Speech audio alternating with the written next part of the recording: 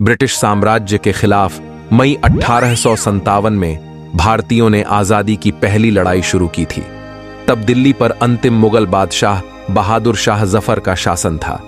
उर्दू के जाने माने शायर बहादुर शाह की अगुवाई में ही पहला स्वाधीनता संग्राम हुआ था। इससे अंग्रेजों ने आखिर में मुगल बादशाह को नेस्तनाबूद करने की ठान ली। मुगल बादशाह के दमन के लिए अंग्रेजों ने इंग्लैंड से गोला बारूद मंगाया और पुरानी दिल्ली को 8 जून 1857 को घेर लिया। 3 महीने तक घेराबंदी जारी रखी और 14 सितंबर को अंग्रेजों की सेना ने दिल्ली जीत ली। तब बहादुर शाह जफर लाल किले में मौजूद थे और किसी भी हालत में समर्पण करने के लिए तैयार नहीं थे। आखिरकार 17 सितंबर को उन्होंने पूरे परिवार के साथ लाल किले को छोड़कर अजमेरी गेट होते हुए पुराने किले में जाने का फैसला किया। फिर अंग्रेजों को 20 सितंबर को खुफिया सूत्रों के जरिए जानकारी मिल गई कि बादशाह पुराना छोड़कर हुमायूं के मकबरे में पहुंच गए हैं। अब तक दिल्ली के खिलाफ अंग्रेज सेना की अगुवाई कर रहे कैप्टन विलियम हडसन ने लगभग 100 सैनिकों को साथ लिया और बादशाह को पकड़ने चल दिए।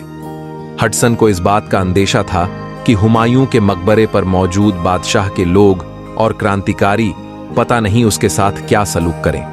इसलिए पहले उसने सैनिकों के साथ खुद को मकबरे के पास खंडहरों में छिपा लिया। फिर बादशाह को सरेंडर करने के लिए मजबूर किया। उन्हें कैदी बनाकर उसी किले में ले गए जहां कभी बादशाह का आदेश चलता था। तारीख थी 20 सितंबर 1857।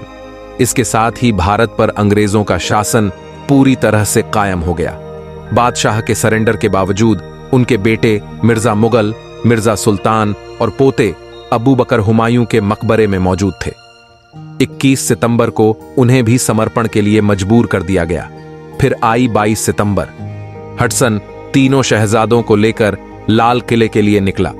तीनों को बताया गया कि उन पर लाल किले में मुकदमा चलेगा।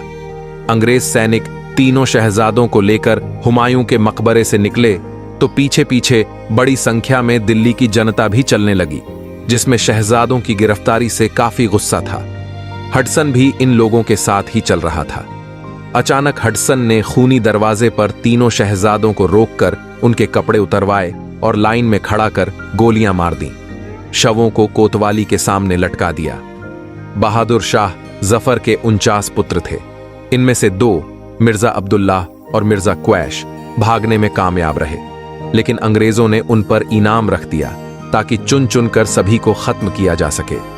इससे आहत मुगल बादशाह को बंदी बनाकर रंगून ले जाया गया। वहां उन्होंने 7 नवंबर 1862 में एक बंदी के ही रूप में दम तोड़ दिया। उनको रंगून में श्वेडागोन पैगोडा के पास दफनाया गया था। बहादुर शाह जफर की कब्रगाह साल 1991 में मिली, यानी करीब 150 साल बाद बहादुर शाह जफर की कब्र मिली। अंग्रेजों ने इसे समतल करा दिया था।